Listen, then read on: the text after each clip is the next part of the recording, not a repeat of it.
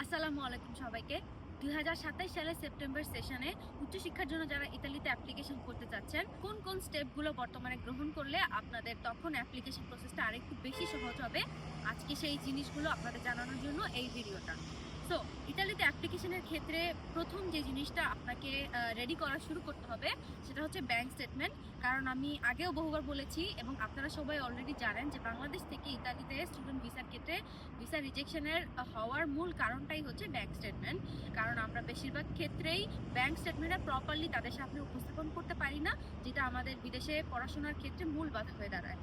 বাংলাদেশ থেকে ইতালিতে অ্যাপ্লিকেশনের ক্ষেত্রে স্টুডেন্ট ভিসায় ব্যাংক স্টেটমেন্ট 20 লাখ বা তার উপরে প্রয়োজন হয়। এটা ব্যাচেলার এবং মাস্টার্স উভয় ক্ষেত্রে প্রযোজ্য। সো আপনারা যারা অ্যাপ্লিকেশন করার কথা চিন্তা করছেন, আপনাদের অবশ্যই সেভিংস অ্যাকাউন্টে 20 লাখ অথবা তার চেয়ে বেশি পরিমাণের টাকা ট্রানজ্যাকশন এখনই শুরু করতে হবে। ইতালিয়ান এম্বাসি বাংলাদেশি স্টুডেন্টদের কাছ থেকে 12 মাসের স্টেটমেন্ট চায়। সো যেহেতু আগামী বছরের সেপ্টেম্বর সেশনে আপনি অ্যাপ্লিকেশন করবেন, তার মানে জুন থেকে জুলাইয়ের মধ্যে আপনি এম্বাসি ফেস করবেন। সো সেই ক্ষেত্রে আপনাকে ব্যাংক স্টেটমেন্টটা শুরু করতে হবে এই বছরের জুন বা জুলাইয়ে। তারা যেহেতু ফুল 12 মান্থের ব্যাংক স্টেটমেন্ট আছে, সেক্ষেত্রে আপনি এখনই আপনার যে স্পন্সর হবে তার বার্ষিক ইনকামের সাথে সামঞ্জস্য রেখে ব্যাংকে টাকা পয়সা লেনদেন করা শুরু করতে পারেন।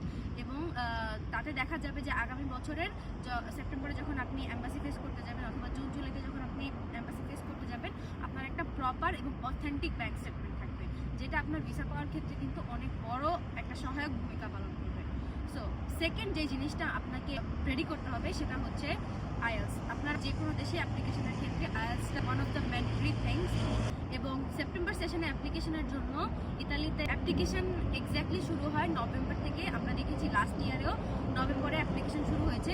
সেক্ষেত্রে সেটাকে টার্গেট রেখে আপনার উচিত হবে আইএলস সার্টিফিকেটটা নভেম্বরের আগেই আপনার হাতে রাখা। কারণ আমরা জানি যে ইতালিতে আপনি কোনো একটা ইউনিভার্সিটিতে অ্যাপ্লিকেশন করলে উইদাউট আইএলসে আসলে অফার লেটার পাওয়া কাইন্ড ইম্পসিবল।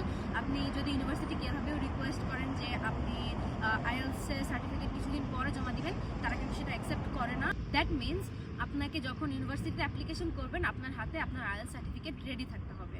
দ্বিতীয় যে জিনিসটার প্রিপারেশন আপনার নেওয়া লাগবে সেটা হচ্ছে আপনি যদি ইতালির এমন কোনো ইউনিভার্সিটিতে অ্যাপ্লিকেশন করেন যেখানে টলক, সেন্ট টেস্ট অথবা কোনোরকম কোনো এন্ট্রান্স এক্সাম থাকে, সেই এক্সামের প্রিপারেশন শুরু করা।